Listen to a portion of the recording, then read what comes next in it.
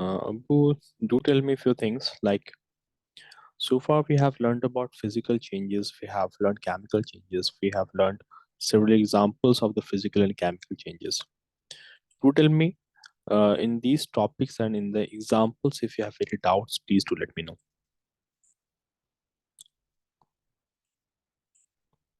Yes, in the physical and chemical changes, if you have doubts, please do let me know.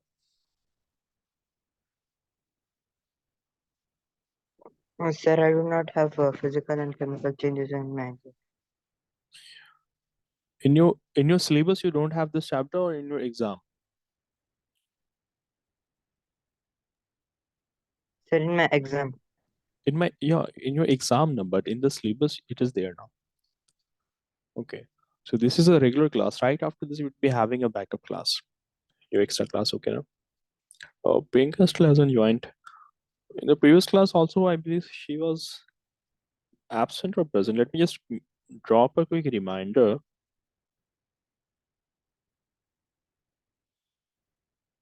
Meanwhile, you mentioned what are the important uh, physical changes that we see around us.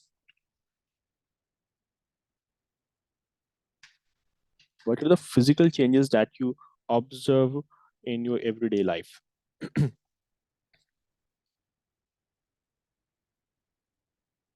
Like, what are some of the changes, physical changes?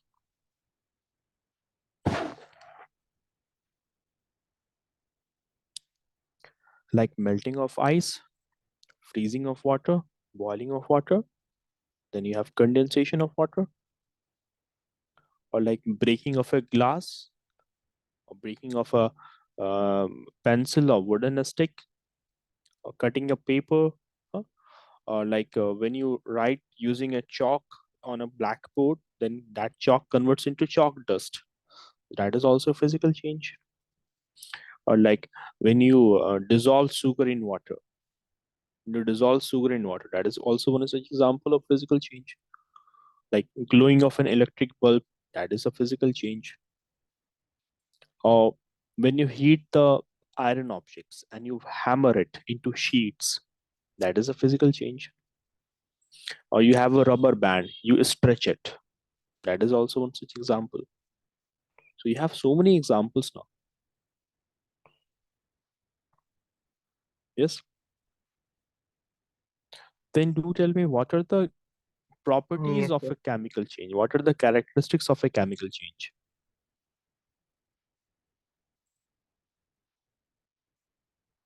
Chemical changes, which are a permanent change, which can usually not be reversed to obtain the original substance. Huh? And a lot of energy, either in the form of heat, in the form of light or sound, is either absorbed or given out in a chemical change. Like when you burn a firecracker, lots of heat, light, and sound is produced. So, what are the characteristics of a chemical change we have studied? Just mention some of them.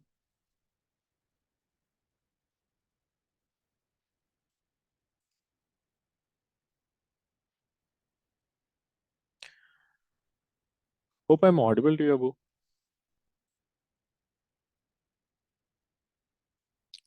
Hello.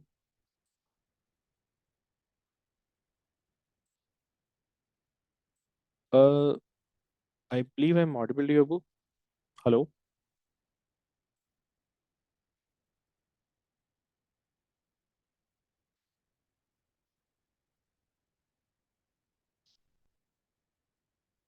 See, let us do one thing. What we're going to do now, for just 30 minutes, let us discuss the previous chapter and then we'll be continuing with your backup class. How about that?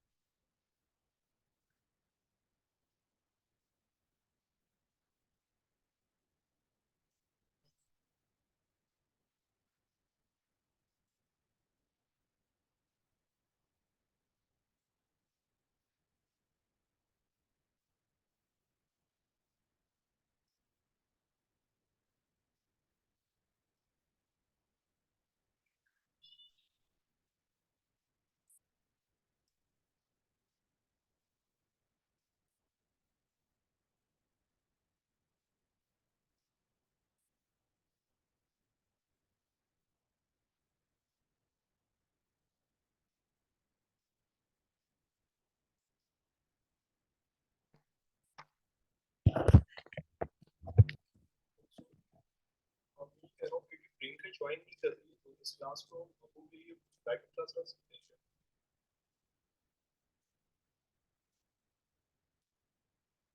तो आगे भी join नहीं करेंगे फिर आगे join करेंगे इसे मैं बैक क्लास पर कि वो भी पिछले पढ़ के जाता है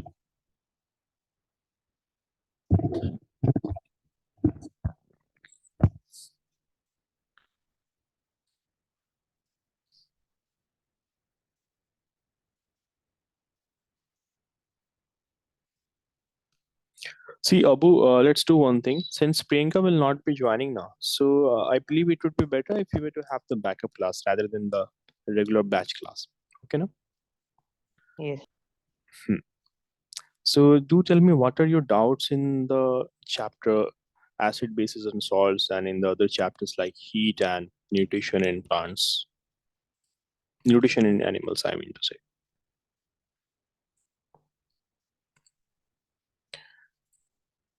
Yeah, first of all, let us get to know what are the topics in which you're having a doubt.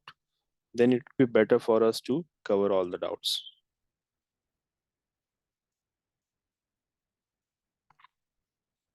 Yes, Abu.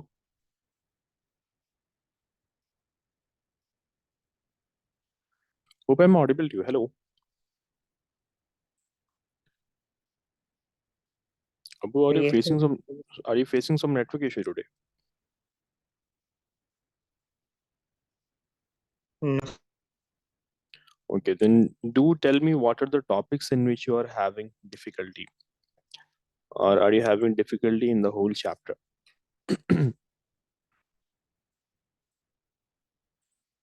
From nutrition in animal, first of all, tell me. Yesterday we did this. We did learn. We did cover this topic, important topics from this chapter, nutrition in animals. If you still have doubt in this chapter, what are the topics in which you are facing difficulty? Please tell me. So I'm not facing difficulty in this. Uh, in which topic? Not facing any difficulty in this.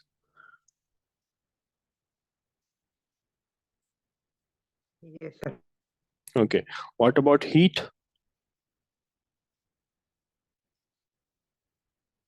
Sir, only acid, bases, and salt. Only acid, bases, and salts. Okay, we are going to do that. But first of all, I would like to ask some questions from you from the first two chapters, nutrition in animals, and from the chapter heat. Okay, no? Only then I will be moving with the next chapter. Okay. So from the chapter heat, first of all, you tell me what is the range of temperature of a clinical thermometer? That of a clinical thermometer, what is the temperature range?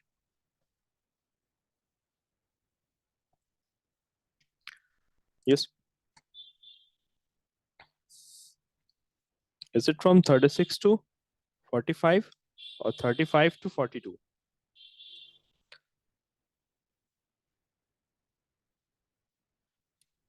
Yes. 32 to 45. Wrong. It's 35 to 42. Okay. Do tell me, out of a clinical thermometer and a laboratory thermometer, which one does not have a kink?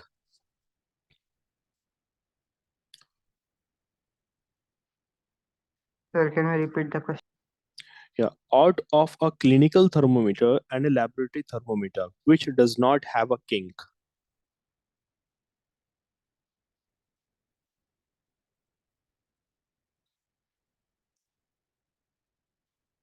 Both of them. Both of them do not have a kink. How can it be? No, sir, both of them. My question is that which of them is not having a kink? Which of them does not have a kink?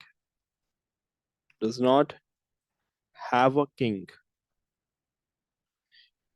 You know the role of kink now. What is the role of kink? This kink that is constriction, this constriction that you see, that is called as kink. What is its role? Clinical. To Sir, clinical thermometer. No, you're not getting it, Abu. I don't think you have revised the chapter properly. Huh? This is a simple question, and in this you are stucking.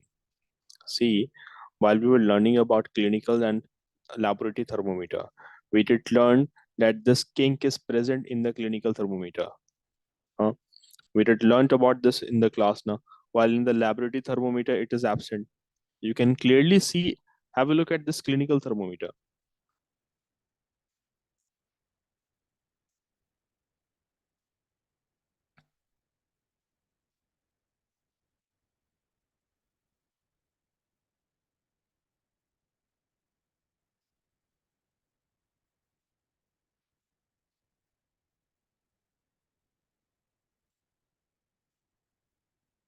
It is not properly visible in this one.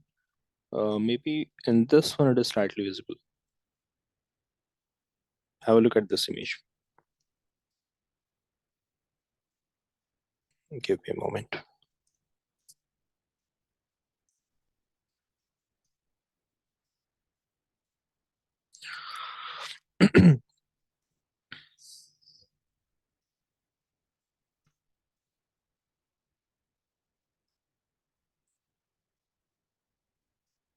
While we were doing this chapter, we learned that there's a constriction present near to the bulb. There's a constriction that prevents the immediate flow back of mercury into the bulb. We learned about that.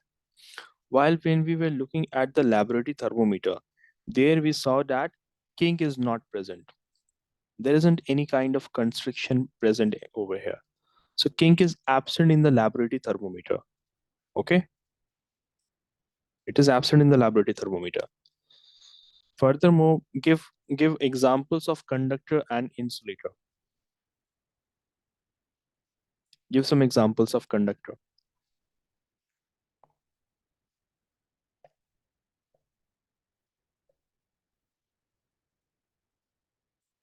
Copper, Hmm? Copper, iron, copper, iron, aluminum, gold. They are good conductors of heat. Okay, is air a good? stainless steel also. Stainless steel also good? Okay, is air a good conductor or a bad conductor? Bad conductor. Bad conductor of heat. Good. Okay. Okay. Do tell me that why dark colored clothes are preferred during winter?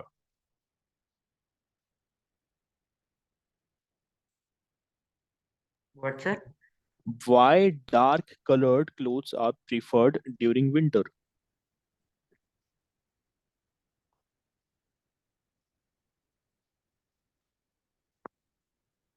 Sir, because dark color clothes uh, take taken heat. Hmm. They absorb more heat than the light colored clothes, light colored surfaces. Okay, na? That is the reason. Okay. Okay, then answer this to me. The hotness of an object is determined by the hotness of an object is determined by what? Temperature. By its temperature. Good. Okay. And what are the different scales in which temperature can be measured?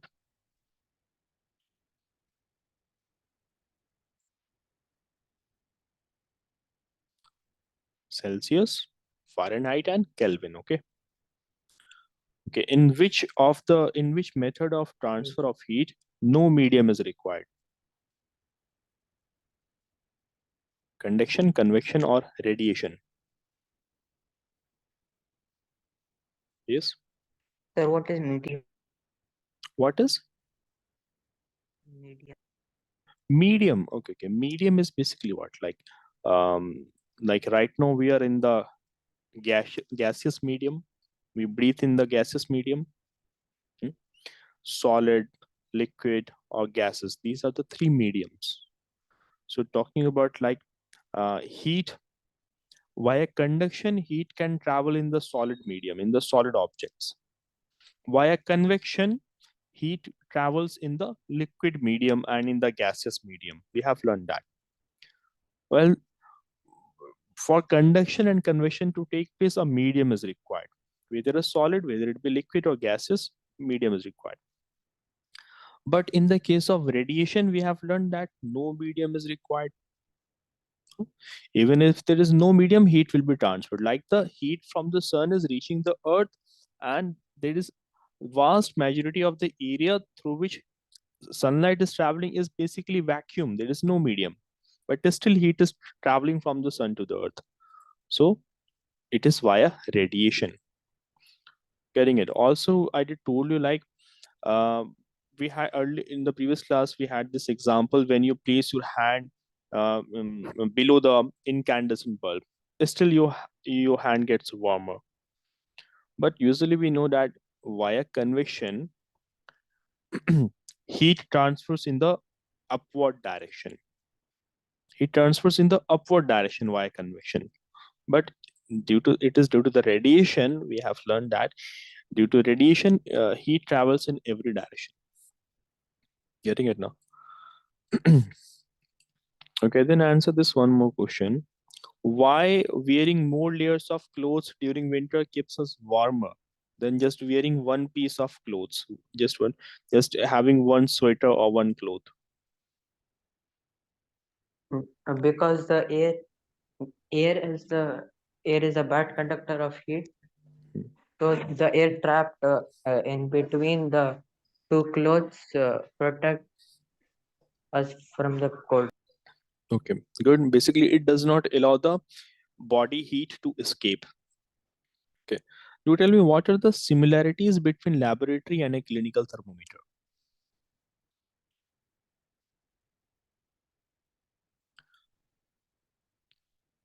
What are the similarities between laboratory and a clinical thermometer, Abu? Yes, quickly answer these questions. Quickly. We have to revise the chapter acid, bases, and salts also. Sir, both of them. Hmm. So the clinical thermometer has a king. Okay. Both I'm of them talking about have I'm talking about only similarity, not the differences.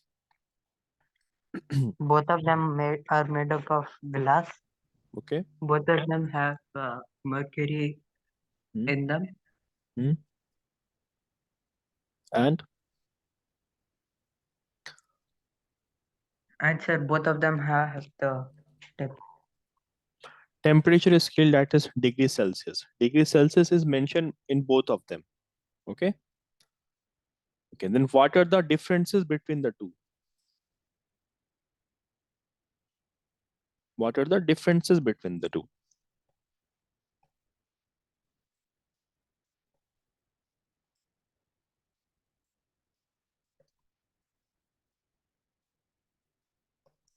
Yes, Sabu, be quick. We don't have sufficient amount of time. We have to quickly cover these things. How are they different from each other? First of all, temperature range. What is the temperature range of clinical thermometer?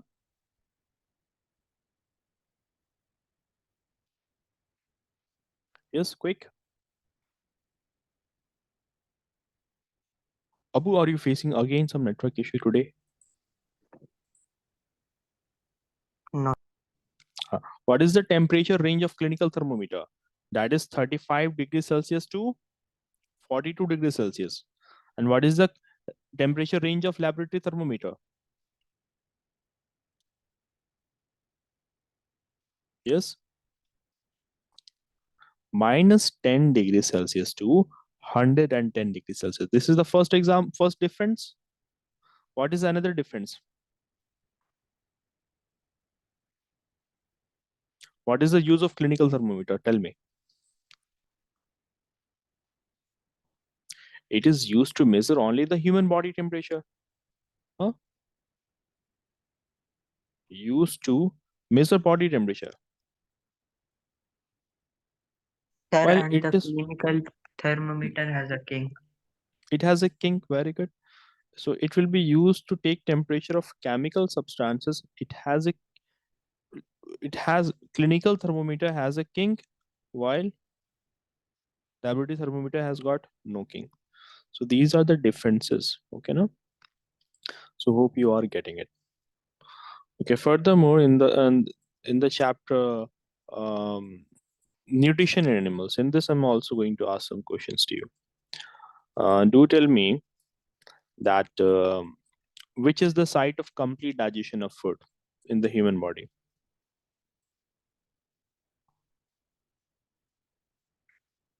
Which is the site of complete digestion of food? Does the food get completely digested in the stomach? Is it getting completely digested in the stomach, or in the small intestine, or in the large intestine? Small intestine. Small intestine, good. Okay. Do tell me what are the main steps of nutrition in human? Steps of nutrition.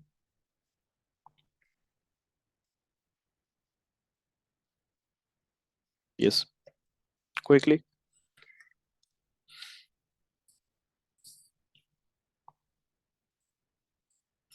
Also, turn your camera on in the class.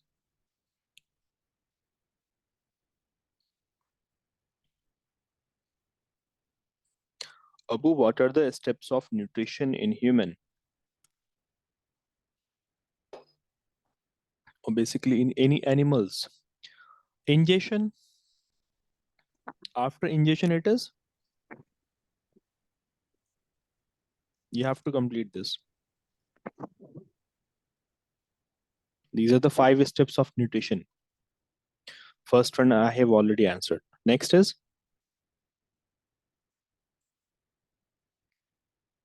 see, I think you haven't memorized, you haven't revised the chapter properly. If you are stucking in this, then you haven't revised the chapter properly, Abu. You need to revisit this concept. Look at your notes, answer from the notes.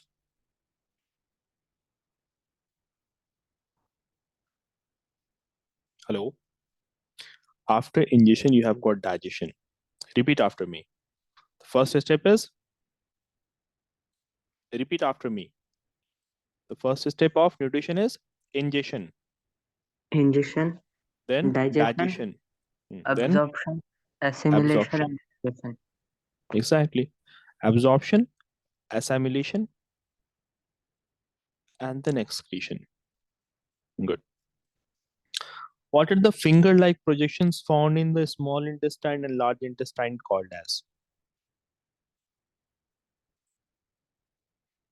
What are the finger-like projections found in the small and large intestine called as?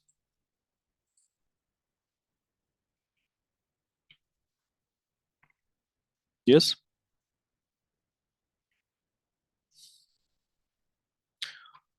Shall I repeat the question?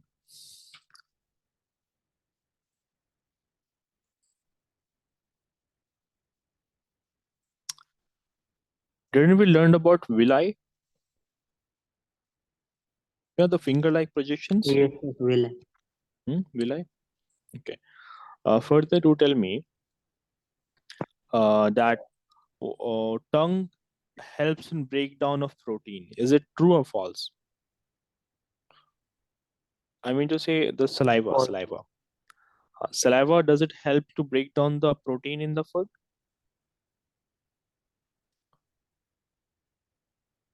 No. It breaks down. What does it break down? Fat. Not fat. Saliva breaks down starch. Okay. Yes, the starch.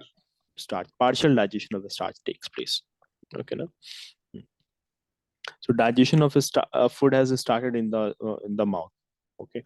Okay. Which is the largest gland in the human body? There are 3 Liver. glands. Liver. Apart from liver, what are 2 other glands?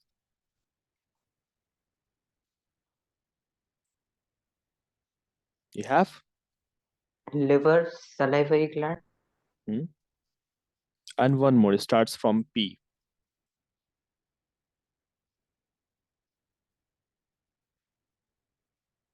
That is pancreas. Okay. What does Pancreas. pancreas? Pancreas. Pancreas. EAS. Okay. What does liver secrete?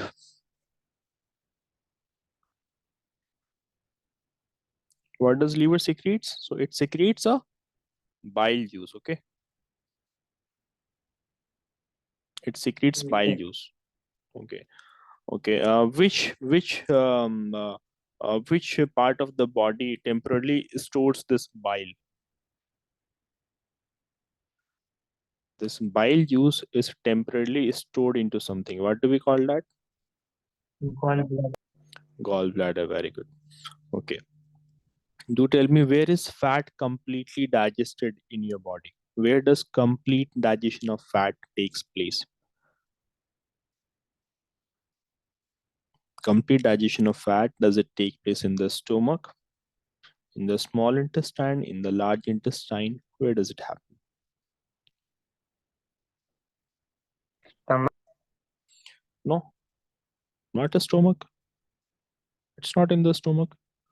We have learned about a small intestine. A small intestine receives secretion from the liver, that is bile juice.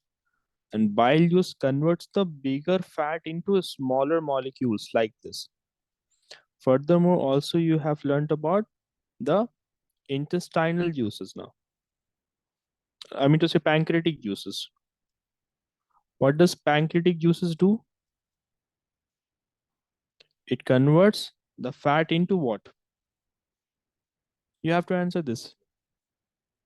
The pancreatic juices converts fat into,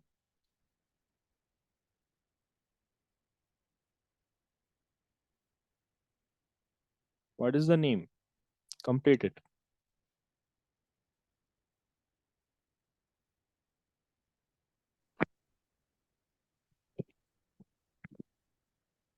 Yes.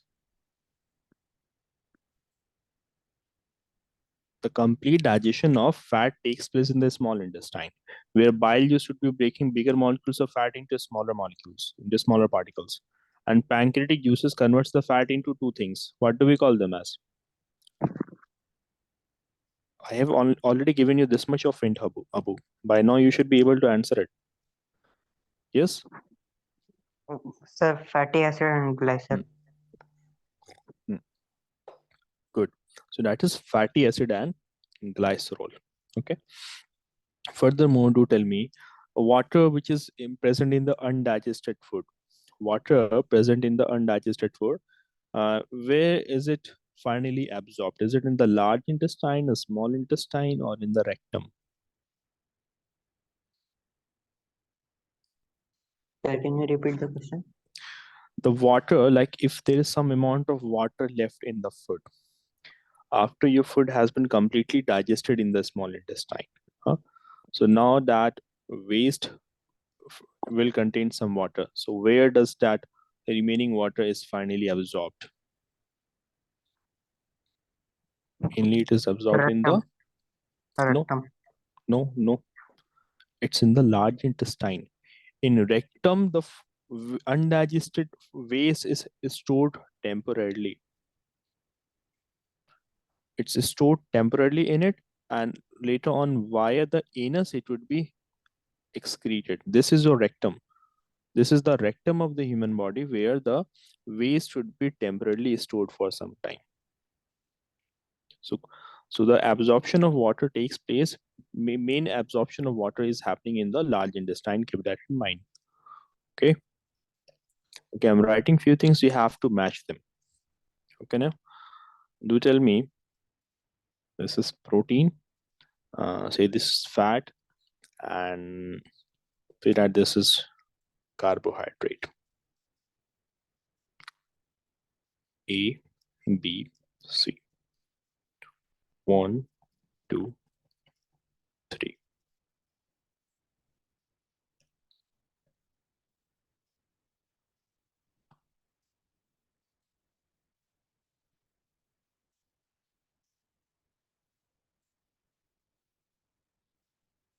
In column A, you have the complex form of the food. In column B, you have the simplest form of the food when it is completely broken Sir, down. Hmm. A 3, Good. B 1, C 2. Very good. Okay. Very good. So hope you have understood this. Now, if someone were to ask you what is the function of villi, where is it found in your body and how does it work? How would you explain this? Sir, villi is found in the large intestine. No. It is particularly found in the small intestine along with large intestine. Okay. Particularly, it is found in the small intestine. What are they actually? How do you define them?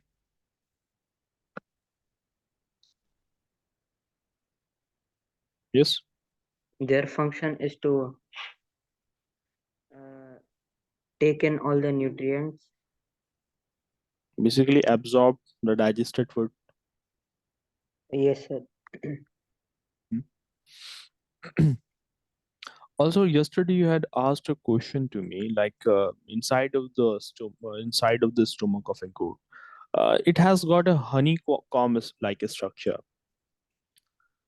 Yeah, you'd have noticed that it would have a honeycomb like a structure. Getting it? Yes, sir. Hmm. And it has got some finger-like projections in it actually that increases the surface area. Right now. Anyways, getting back to the question, and some more questions. Do tell me, the bile juice which is prepared by the liver. So, which component of the food does it helps to break down?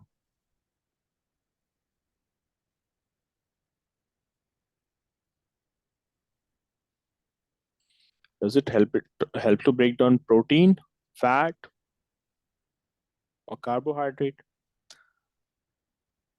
Fat. Fat, very good. Okay. In the chapter, there was a concept called as holozoic mode of nutrition. Holozoic mode of nutrition. So, holozoic mode of nutrition is what? Holozoic mode of nutrition is that type of nutrition now, like whereby we would be swallowing the whole organism, meaning that the thing is in the case of holistic nutrition now. In the case of holistic nutrition, what basically happens where mm, where you would be taking where you would be taking, particularly in the case of all the heterotrophic animals what we see now, that we would be obtaining our nourishment by feeding on plants or other animals, by feeding on plants and other animals, right? And where we would be eating the solid food, we would be eating the solid food.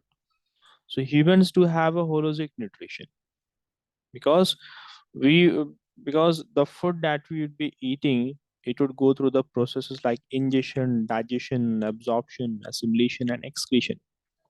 huh?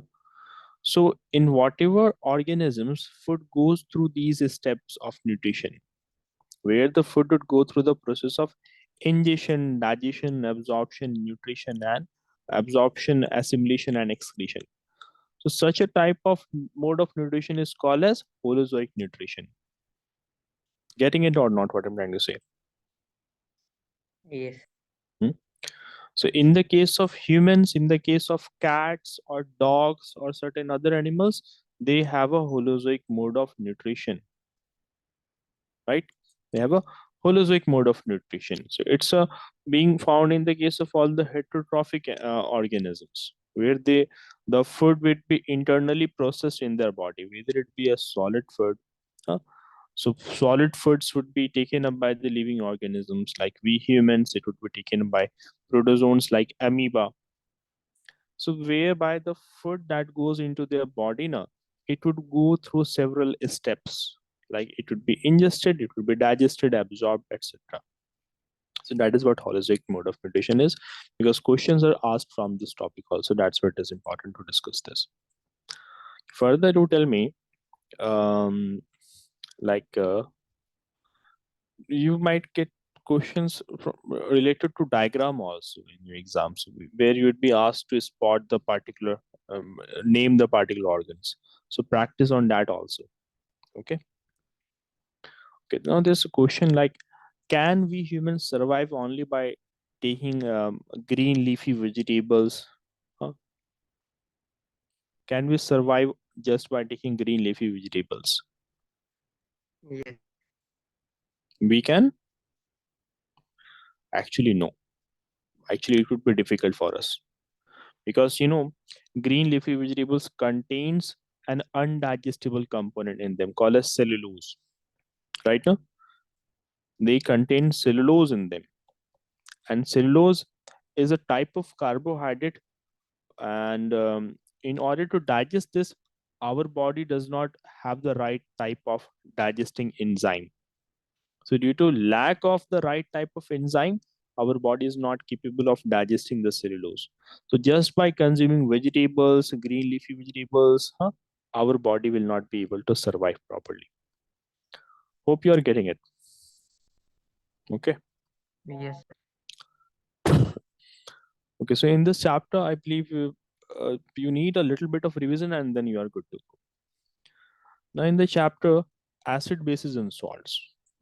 What are the topics in this chapter in which you are having difficulty? Tell me.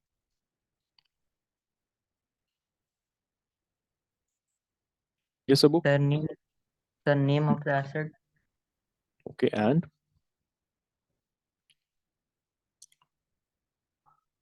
name of acids and Sir, like for example, there's like Mhm. sir, like the chart, like for example, there is a turmeric paper. So then, Okay. what color would the acid be? What color would the base be for the paper for Oh, the okay. rose water rose plant? Oh, okay. Okay. I got it. I got it. What you're saying. Okay. No. So let us go back to that slide. That would be much convenient.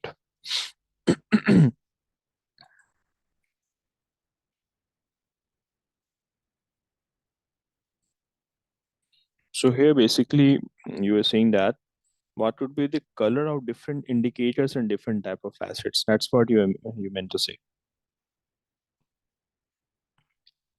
Yes, sir. This one over here, which we were discussing, right?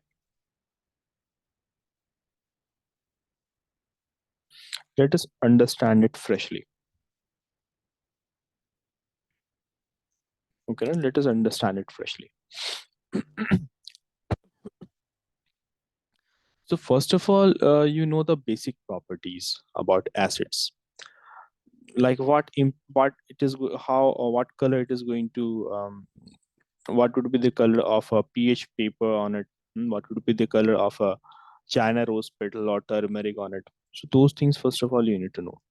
So first of all, you tell me what are the different type of acid base indicators we have.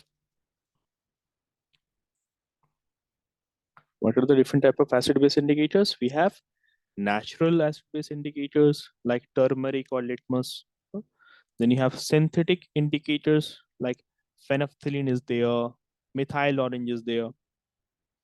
We learned about this when we have olfactory indicators like onion is there, vanilla extract is there, clove is there. Getting it or not? Yes, sir. Okay, see that you have over here acid, bases. You have different type of indicators over here. So I'm going to list down the name of all indicators. So you have blue litmus, you have red litmus,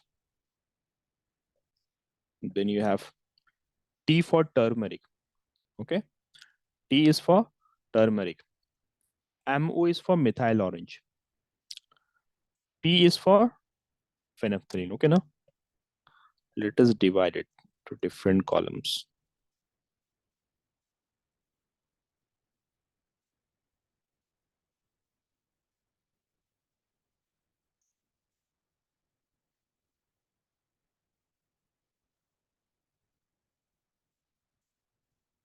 Okay, name any acid.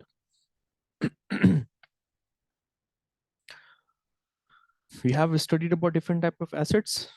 Give some example of acids. Yes, Abu?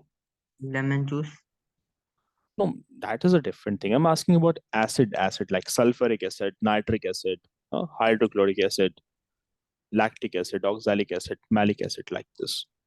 So you have different type citric, of acids. Citric acid. Hmm? So say you have taken one sample of acid. Let us say you have taken hydrochloric acid. Let's say. So when you dip a blue litmus paper into hydrochloric acid, what is going to happen?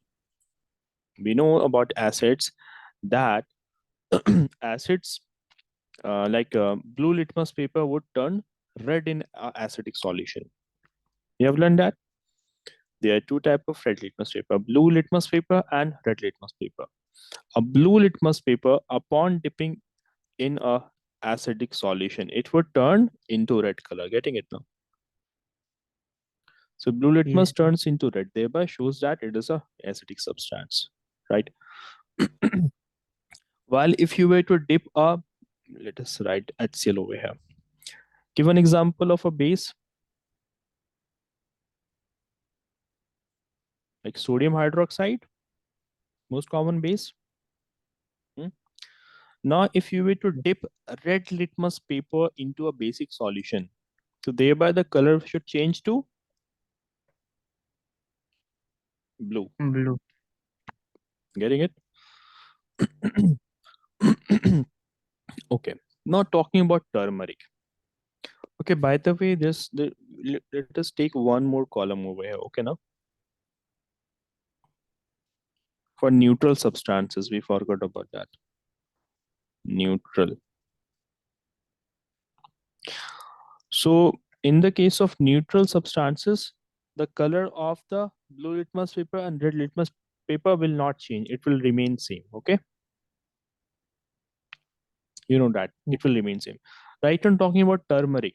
So when you dip turmeric into an acidic solution, so thereby what will happen in acidic solution? The color will change to, will it change or will it remain yellow?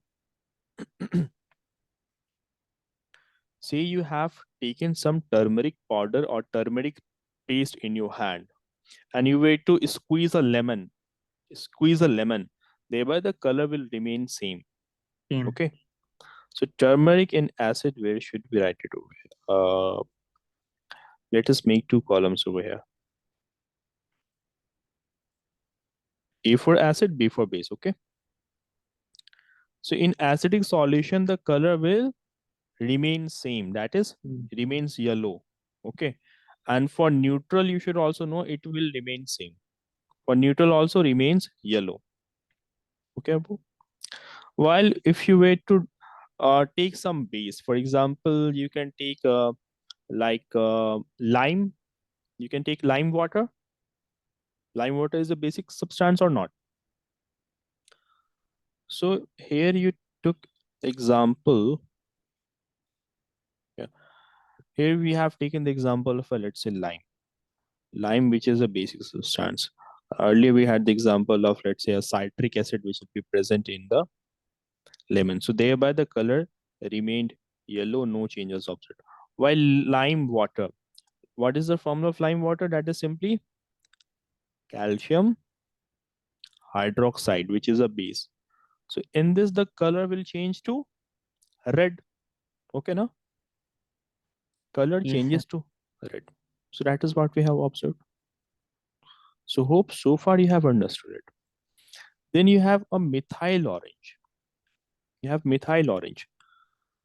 So in the case of methyl orange, what is going to happen over here? I'm going to write it over here. Okay, now.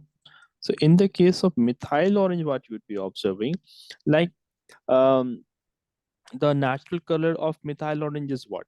It is like yellow in color or orange, a bit orange in color, right now.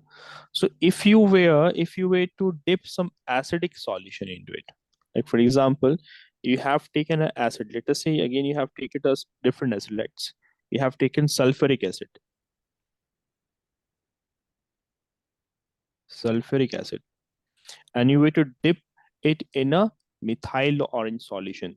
Thereby, in that case, the color of methyl orange will change red. From orange, it will change into red. Getting it or not? While you have taken a base, let's say you have taken a base, like you have taken ammonium hydroxide. Ammonium hydroxide. One way to identify a basic substance is that wherever a hydroxide will be written, just know that it's a basic substance. Okay, now Abu. So in the case of a basic substance, it remains same. Remains same. That is, it will remain a bit like orange or yellowish in color. So no change is observed. Is it clear so far to you or not? Yes. Yes, sir. Hmm. Then talking about phenolphthalein, which is a synthetic indicator. So we have learned about phenolphthalein that it is actually a colorless solution. It is. It will look similar to that of water. It does not have any color. Huh? But what happens when you were to dip it? Right now we're talking about phenolphthalein over here. So when you were to drop some acids in a solution of phenolphthalein, so thereby its color will not change. No change is observed here. When you drop some acidic substances, let's say you have again taken hydrochloric acid, no change is observed. But if you were to drop some basic substances like sodium hydroxide is dropped into a basic solution, so thereby the color will change to pink. From colorless, it turns into pink color. So that is the color change you'd be observing in the case of a phenolphthalein. While in the neutral, it will remain same. In neutral, it remains same. No changes observed. Same is the case with this methyl orange also. Methyl orange also remains same in the neutral.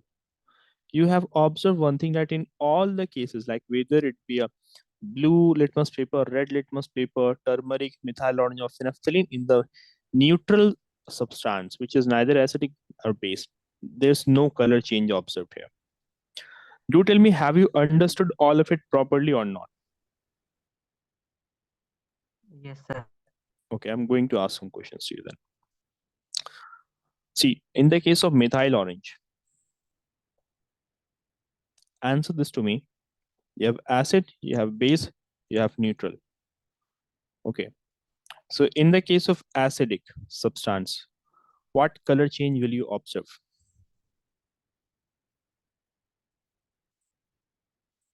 I Yes. would observe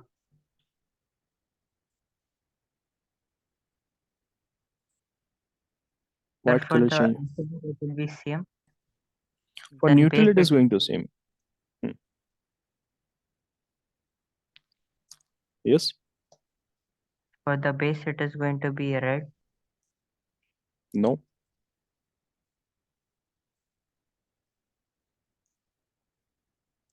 No. That isn't correct. For acidic, actually, it is going to convert into red. Okay. For acidic solution, actually, it is going to convert into red. Keep that in mind. All right now. For And for acidic, the hmm. Okay, continue. sir, and for the sir, and for the base it is going to be transparent. No, for base, it is not going to be transparent. It is going to retain the same color. This is the color of the methyl orange. Okay, now this is the color of the methyl orange. Okay, it is yellowish usually in color, yellowish or a bit oranges also in color. Although in this one it does not look like orange, but it is between yellow and orange.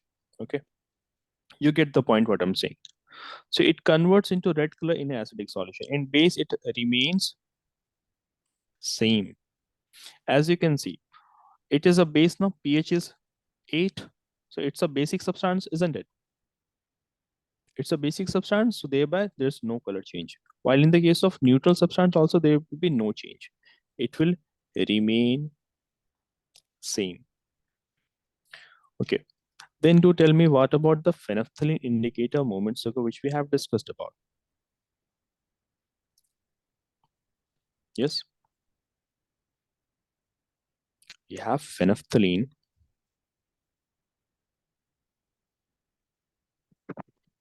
So you have acid, you have base, and a neutral. First of all, tell me about neutral. By the way, phenolphthalein is a colorless liquid, okay, a colorless substance. So will there be any change in a neutral substance? Sir, for the acidic, it would be uh, colorless, Remain same, good. neutral also. Neutral also very good. And in the case of acidic, Sir, the base. convert into, sorry, for basic, yeah, for talking about basic actually. Yeah. For basic, it is going to convert into,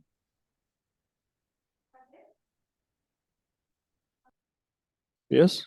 Is it orange? Is it pink? What is it? Pink. It converts into pink color. Okay, now keep that in mind.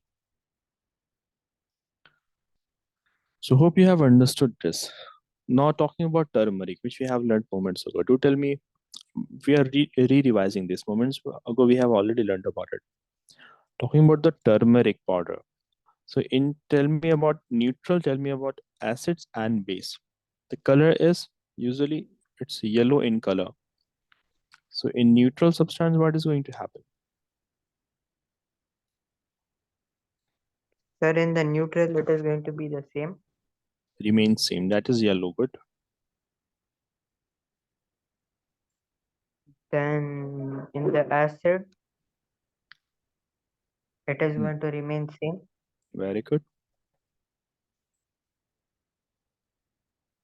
And for the base, it is going to be red. It is going to be red. Very good. Okay, now. Or we can say it is going to have a vermilion color. Oh, you know what is a vermilion color? A bright red color. It is going to give you a bright red color. So bright red color, also called as vermilion. So hope that is clear. Apart from these things, you have got olfactory indicators. What are the different types of olfactory indicators? By the way, what are olfactory indicators? The indicators in which the smell will vary. It will change when it is mixed with acidic or a basic solution. What are the most common examples of olfactory indicators?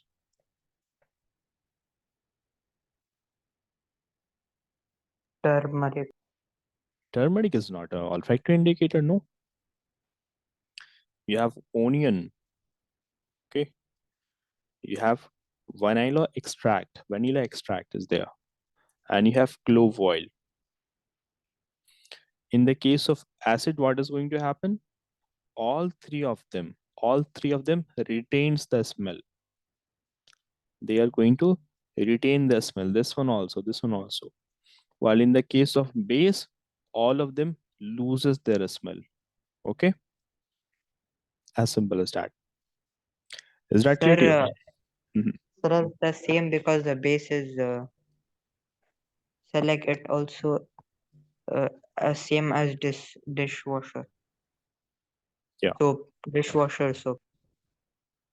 you have dishwasher soap also. So, sir, dishwasher soap also It's a basic removes the smell. substance. Yeah, like dishwasher soap is a basic substance, and it also loses smell. You are saying that's what you're saying.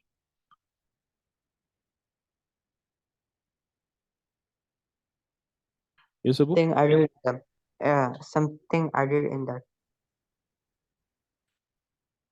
Something is added into it.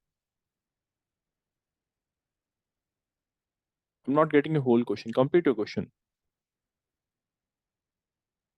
Sir, it is not question. Mm-hmm. Sir, I'm saying that, for example, Oh, like okay. the dishwasher is a base, and then you take the dishwasher soap and then clean a utensil. Mm-hmm. Then this the smell that is inside the utensil goes. So it is same like the indicator for the Yeah, indicator. yeah, we can basically the smell goes away now because the food is stain on the kitchen utensils. It is basically washed away. So there was a smell because of the stain, because of the left food particles on the kitchen utensil. So the smell goes away because it has been cleaned. It does not have got to do with whether it is an olfactory indicator. It's a basic substance actually. So dishwashers does not act as a olfactory indicator. Okay, no? So that can't be taken as one such example of olfactory indicator. The smell goes away because simply it has been cleaned. Okay, no? So hope you have understood this. Any other doubts from this chapter?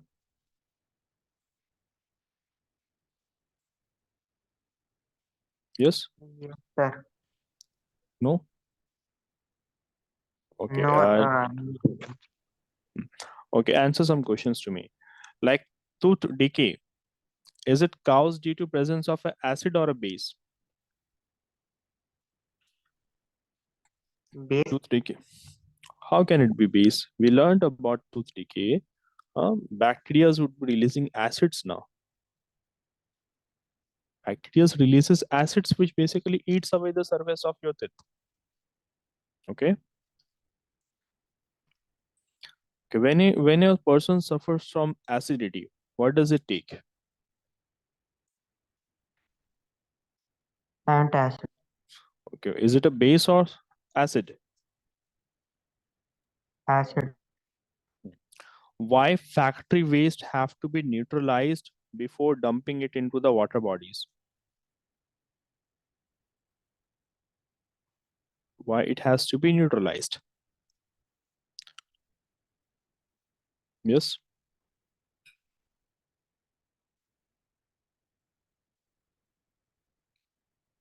It's a simple question. Why factory waste is neutralized before disposing it into the water bodies? Because we know that factory waste are acidic in nature, and if you were to directly thrown into the water body, it will kill the microbes. It will kill the aquatic animals and plants. So thereby, it has to be neutralized before disposing into the water body. Okay, now. Okay, so that's it for today, Abu. If you have any other doubts, you can text me. Okay, we'll be meeting in next class then. All the best for your sir. exam. Okay, then Allah Hafiz. Sir, but then you said that there is going to be extra class. See, yeah, there was going to be extra class, but since Priyanka was not there in the batch, so thereby, rather than having a extra class, I made this ongoing class